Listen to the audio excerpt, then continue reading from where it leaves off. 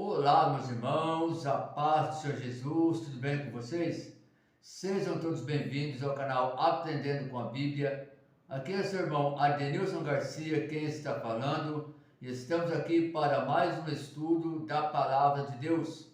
E nesse estudo de hoje nós vamos aprender aqui um pouquinho mais sobre a palavra dos dois fundamentos. Essa palavra qual se encontra ali nos dois evangelhos de Jesus Cristo, no evangelho de São Mateus, do capítulo 7, do versículo 24 ao 27, e também no evangelho de São Lucas, capítulo 6, do versículo 47 ao 49. Nós vamos olhando para esses dois evangelhos, essas duas palavras, nós vamos ver aqui algumas diferenças entre o texto. Porém o significado da palavra é o mesmo, nada muda a questão do significado, o sentido daquilo que o Senhor quer falar conosco através dessa palavra. E essa palavra também ela é conhecida como a palavra dos dois construtores e também a palavra dos dois alicerces. Mas antes de nós entrarmos aqui nesse estudo, eu quero aqui fazer aquele convite especial para você que está chegando agora no canal, que ainda não é inscrito no canal. Eu peço a você, por favor, não esqueça de se inscrever, ativa também aí o sininho de notificações, para que o YouTube possa te notificar todas as vezes que tiver vídeos novos aqui no canal e também todas as vezes que nós formos estar fazendo a live aqui no canal. Eu peço a todos vocês, meus irmãos, por favor, não esqueça também de deixar o seu like, o seu comentário e também compartilha este vídeo para mais pessoas também aprender um pouquinho mais da palavra de Deus. O seu like, irmãos, o seu comentário é muito importante, porque é dessa forma que o YouTube vai fazer a leitura, se realmente o vídeo está sendo bem produzido ou não. É através do seu like, irmãos, que o YouTube vai analisar como está o andamento do canal, do vídeo, para que assim ele possa divulgar neste vídeo para mais pessoas. Então não esqueça, irmão, rapidinho aí, você vai lá, clica lá no joinha lá, já deixa o like e é bênção de Deus, e você vai estar ajudando este canal. Amém, meus queridos? Então vamos aqui para o nosso estudo de hoje. Logo após a vinheta, então iniciaremos o nosso estudo para a glória de Deus.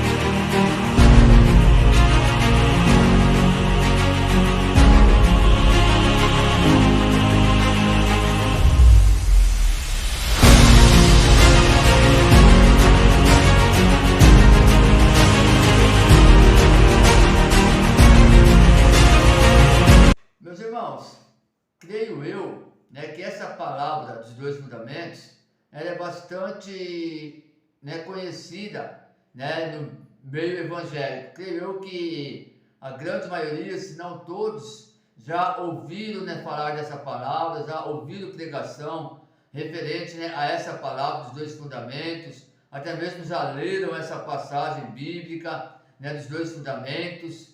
Porém eu creio, meus irmãos, que olhando para dentro dessa palavra, há um ensinamento muito propício para o nosso aprendizado. Se nós aprofundarmos um pouquinho mais sobre o significado da palavra dos dois fundamentos, o que realmente Jesus ele estava querendo dizer quando ele trouxe essa palavra dos dois fundamentos, com certeza vai abranger e muito, irmãos, para o nosso conhecimento, para que nós realmente venha compreender as Sagradas Escrituras e assim andar conforme aquilo que a Bíblia nos ensina. Como eu falei no início, essa palavra ela está escrita no Evangelho de Mateus e também no Evangelho de Lucas. Se nós olharmos para os dois textos, como eu também falei no início, nós vamos ver assim algumas diferenças de palavras, porém o significado vai ser o mesmo. a palavra dos dois mandamentos já segue da mesma forma, do mesmo significado.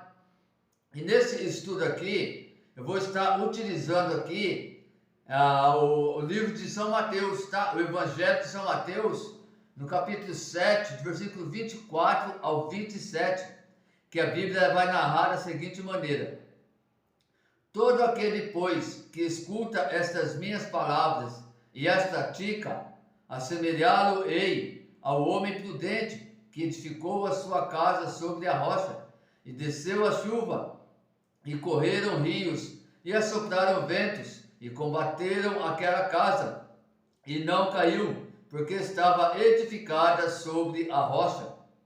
E aquele que ouve estas minhas palavras e não as cumpre, compará-lo-ei ao homem insensato, que edificou a sua casa sobre areia, e desceu a chuva, e correram os rios, e assopraram ventos, e combateram aquela casa, e caiu, e foi grande a sua queda.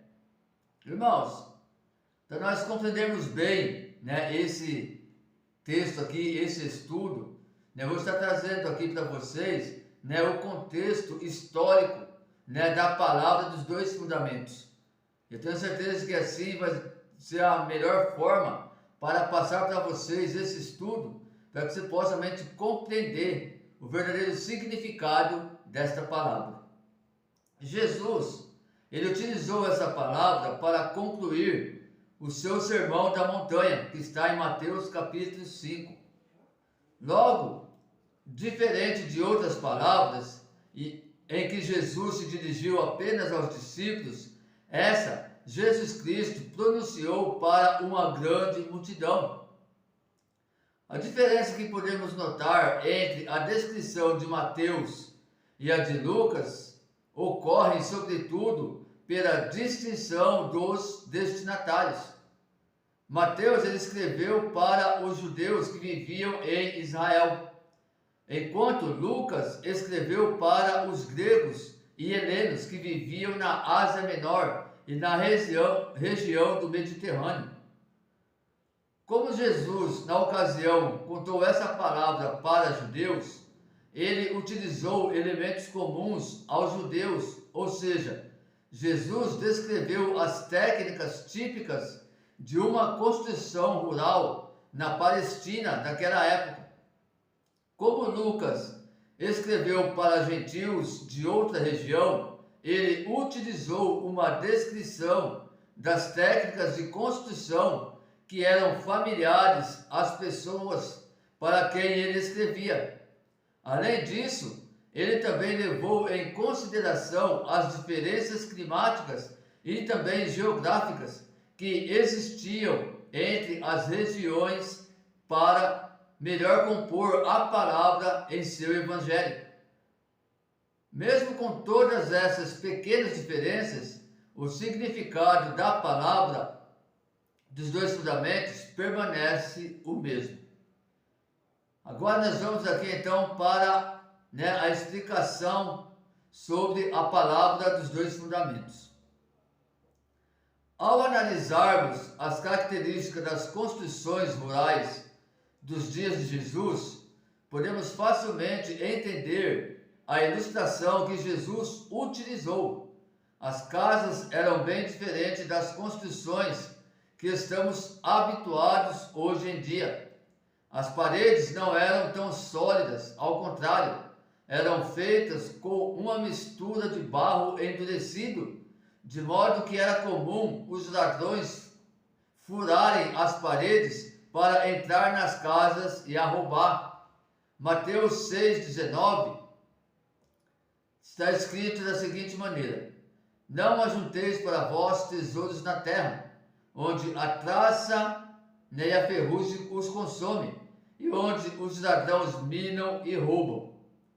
Irmãos, esse versículo aqui, eu quero trazer só a parte B, onde fala que os ladrões minam e roubam, até porque a parte A desse versículo, ela não tem nada a ver com o estudo de hoje, é uma outra situação.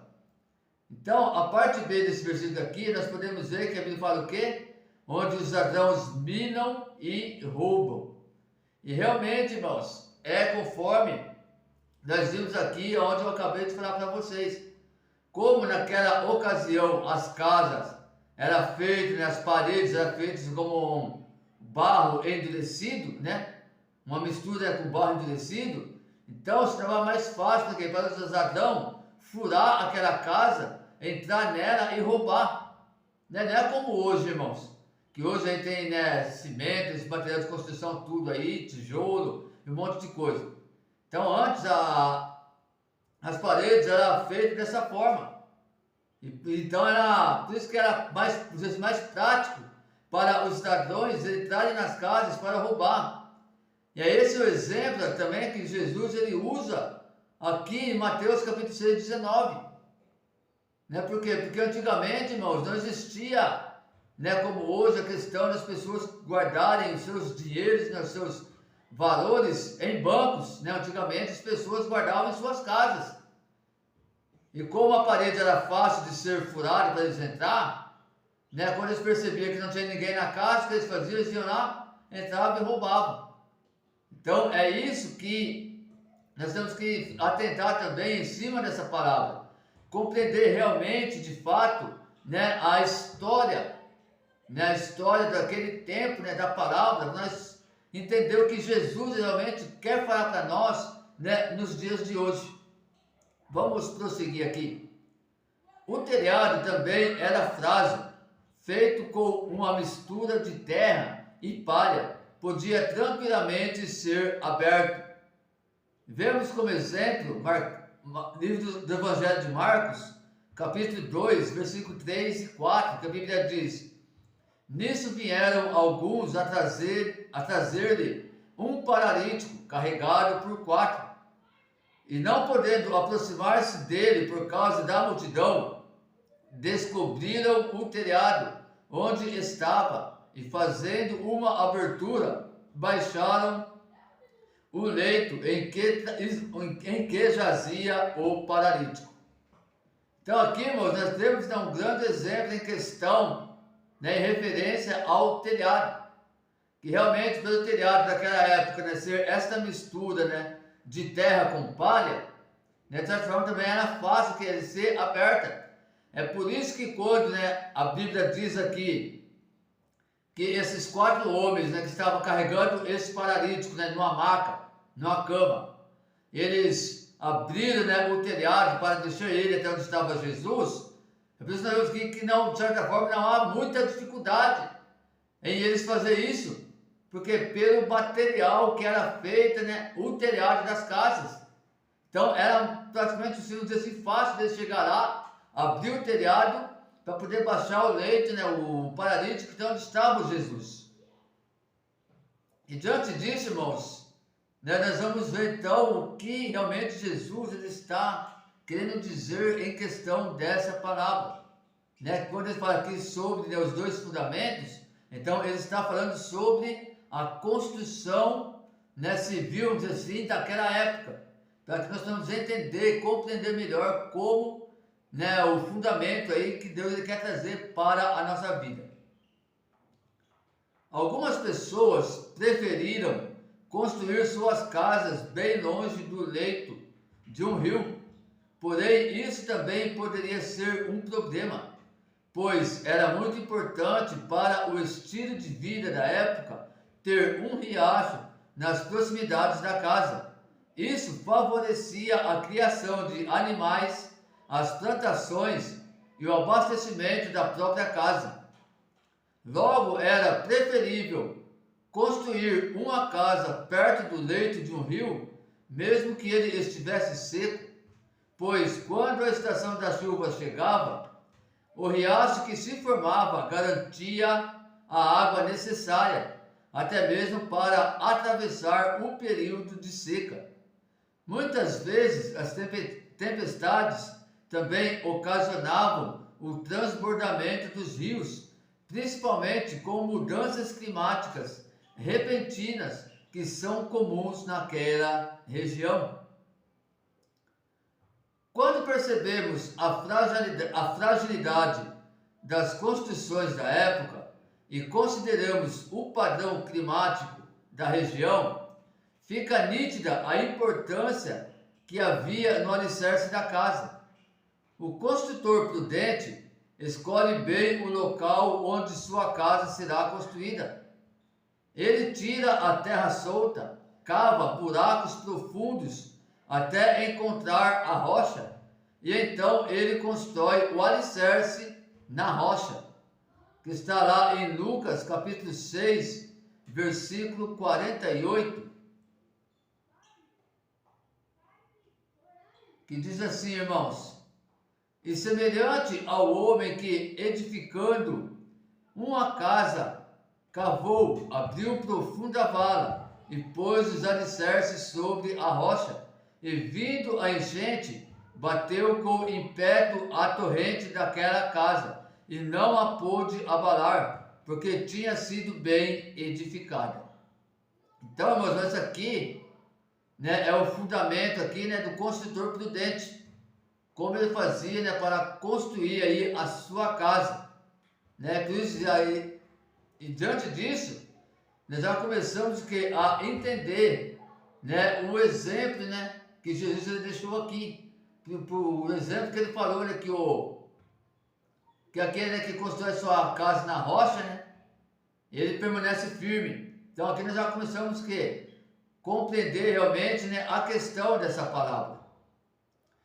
Já o construtor insensato não faz nada disso. Ele edifica sua casa na terra árida e solta, em plena areia. O insensato não considera as mudanças climáticas.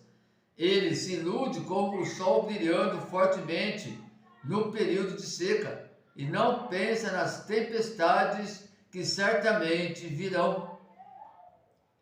A mensagem principal da palavra é bastante óbvia. O construtor prudente é o que constrói a casa sobre uma base sólida. O próprio Jesus, na introdução da palavra, explica que o significado figurativo do alicerce é estas minhas palavras, que estará em Mateus capítulo 7, versículo 24, que diz o seguinte: todo aquele, pois, que ouve estas minhas palavras e a põe em prática, será comparada ao homem prudente que edificou a casa sobre a rocha. Lucas capítulo 6, 47. Todo aquele que vem a mim e ouve as minhas palavras e as pratica, eu vos mostrarei a quem é semelhante. Então aqui, meus amados irmãos, nós já podemos analisar um pouco, né, sobre a questão, né, do exemplo qual Jesus ele deixa aqui. Que quando Jesus, né, ele traz aqui a introdução, né, sobre esta palavra, né, sobre o homem que constrói, né, a tua casa na rocha, então ele vê aqui essa comparação, né, da rocha com a palavra de Deus. Porque fala, estas minhas palavras, né, e põe em prática, será comparado ao homem prudente, né, que edificou a casa sobre a rocha. Então aqui, irmão, eu considero que a palavra dele como a rocha, né, que se todos nós, né, praticar, ouvir e praticar a palavra de Deus, né, nós vamos estar aqui, fundamentados na rocha, né, que é a palavra de Deus. Então, por esse exemplo aqui, nós já podemos começar a compreender melhor esta palavra. Vamos prosseguir aqui, irmãos.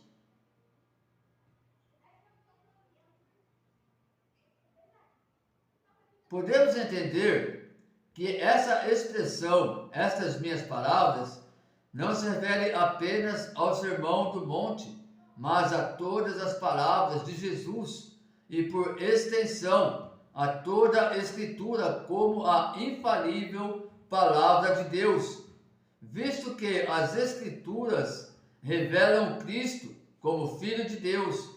Também é correto dizer que, no significado espiritual, a palavra, o próprio Cristo é a rocha.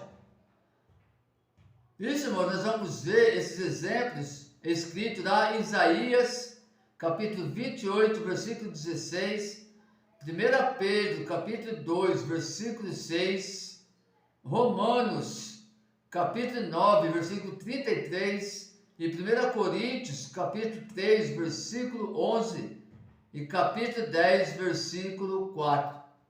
Então, todas essas passagens aqui, né, vai estar aqui, né, dando este exemplo, né, fazendo essa comparação, né, que no significado espiritual, rocha, né, ela é o próprio Cristo, o nosso Salvador, né, o nosso Redentor.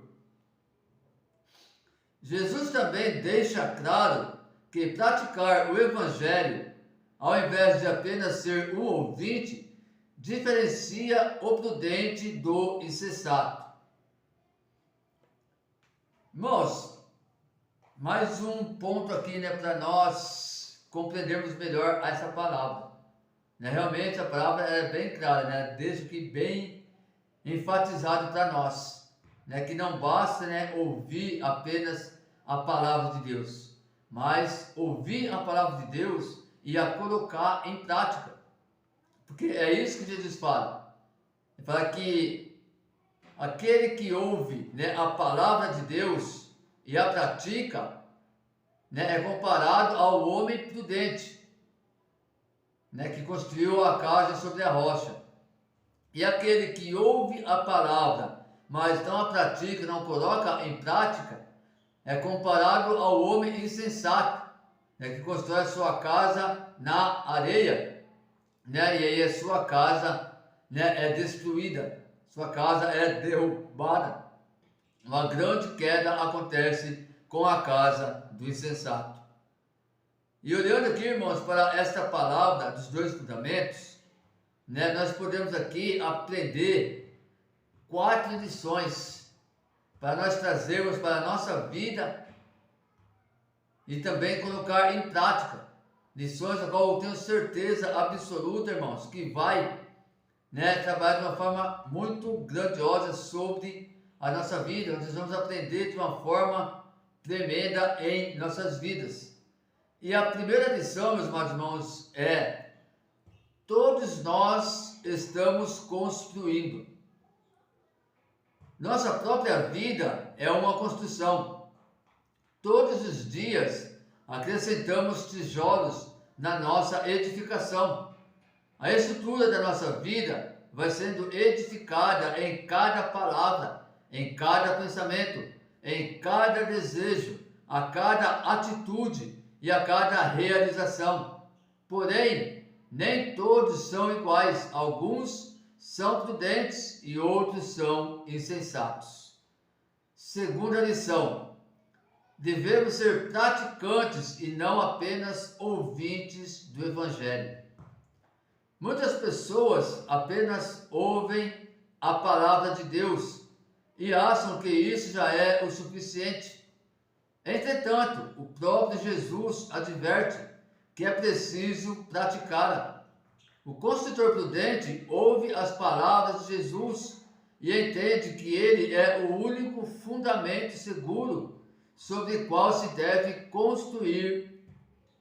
O apóstolo Paulo, ele fala exatamente sobre este princípio. 1 Coríntios, capítulo 3, do versículo 10 e 11. Segundo a graça de Deus que me foi dada, pus eu, como sábio, arquiteto e fundamento, e outro edifica sobre ele, mas veja cada um como edifica sobre ele, porque ninguém pode pôr outro fundamento além do que já está posto, o qual é Jesus Cristo. Irmãos, eu vou ler de novo aqui, que eu dei uma engasgadinha aqui na direita para você poder compreender melhor. Segundo a graça de Deus que me foi dada, pus eu, como sábio arquiteto, o fundamento, e outro edifica sobre ele. Mas veja cada um como edifica sobre ele, porque ninguém pode por outro fundamento, além do que já está posto, o qual é Jesus Cristo.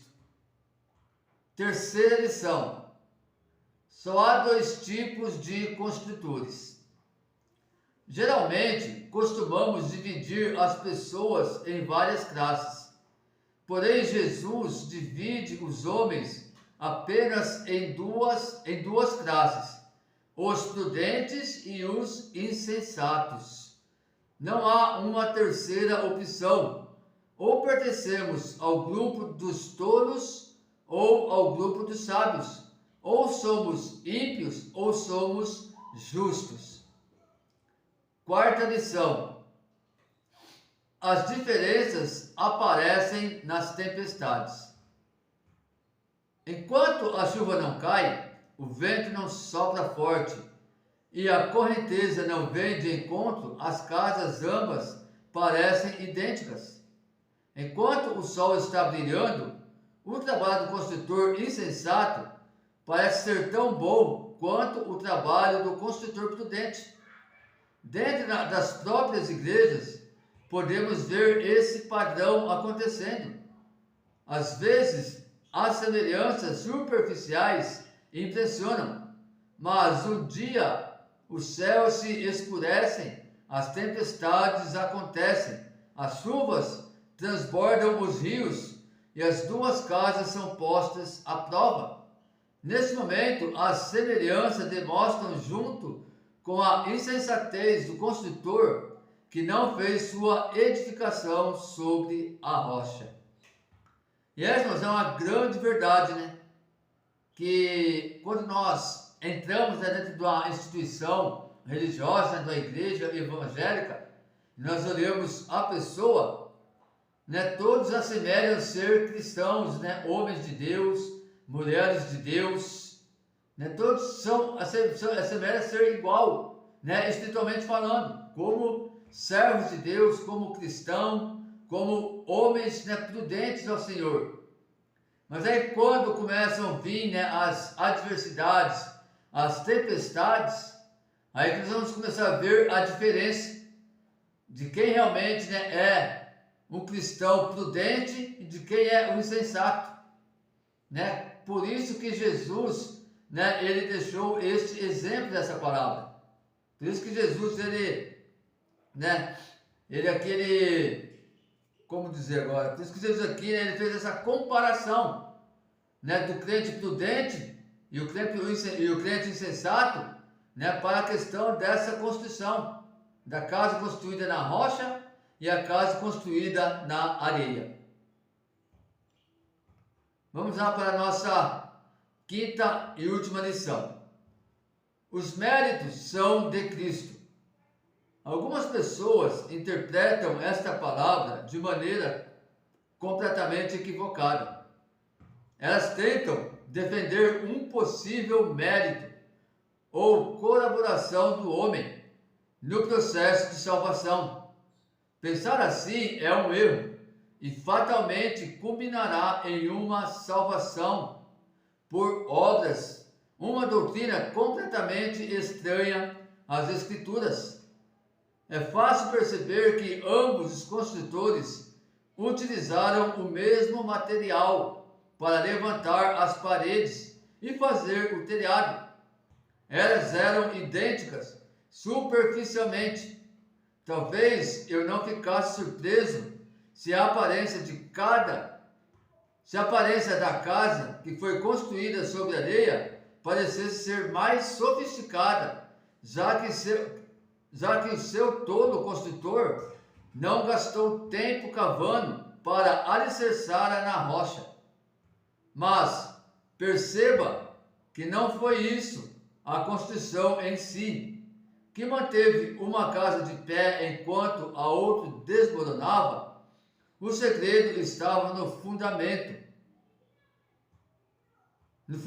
do alicerce sobre a rocha. Um princípio claro desta palavra é que o fundamento da bem-aventurança eterna do homem não está no próprio homem, e sim em Cristo e suas palavras. O ímpio confia em sua própria capacidade e acha que isso o livrará. O prudente entende que nenhuma de suas realizações poderá livrá-lo do juízo que virá, mesmo que ele seja um exímio construtor. Diante das provações que vêm sobre o justo e sobre o injusto, a capacidade humana é tão transitória quanto a areia. Apenas a rocha poderá manter sua casa de pé. Apenas os méritos de Cristo poderão satisfazer a justiça de Deus no grande dia do juízo. Então, meus irmãos, esse foi o nosso estudo de hoje sobre esta palavra dos dois fundamentos. Como eu falei no início, né, a gente já ouviu muitas pregações, né, sobre esta palavra, mas às vezes, né, nós aprendemos de uma maneira superficial, né, referente a esta palavra. E aí o que acontece? Que às vezes essa maneira superficial que nós aprendemos, né, acabamos aprendendo ela de uma forma errada, né, de uma maneira incorreta, que não condiz realmente com a palavra de Deus. E é por isso que eu, né, resolvi trazer este estudo, né, um pouquinho mais aprofundado para o seu conhecimento, para que assim você possa aprender realmente o significado, né, dessa palavra, dos dois fundamentos, né, e assim você se comparar aí com o construtor, né, construtor prudente, e não um construtor insensato. Então você possa aí se tornar um construtor prudente e não um insensato. Porque como nós vimos aqui, irmãos, a nossa vida, né, ela é uma construção. Né? Nós estamos construindo a nossa vida dia após dia. E assim vai, irmãos, até a vinda de Jesus Cristo. Então, como nós estamos vivendo aí uma construção, né, da nossa vida, da nossa casa espiritual, então nós temos que analisar bem se essa construção ela está sendo edificada sobre a rocha ou se essa construção está sendo edificada, né, sobre a areia. Como está sendo edificada a sua casa espiritual diante de Deus? Na rocha ou na areia? Como você se vê hoje diante de Deus, na presença de Deus? Um homem prudente ou um homem insensato? Então isso, meu irmão, vale também para a nossa meditação, para nós refletirmos como estamos construindo a nossa casa, como que nós estamos agindo diante dessa construção, para assim, naquele grande dia, nós conseguirmos aí, né, construir, manter essa casa de pé até a vinda de Cristo e assim subir até o céu juntamente com o nosso eterno Deus. Amém, meus queridos? Espero que vocês possam ter gostado desse estudo, que esse estudo realmente venha aí ter falado grandemente ao teu coração, que esse estudo possa realmente trazer aí, né, um vasto conhecimento para a tua vida, para o teu entendimento espiritual, e assim você possa aí estar construindo a tua casa sobre a rocha.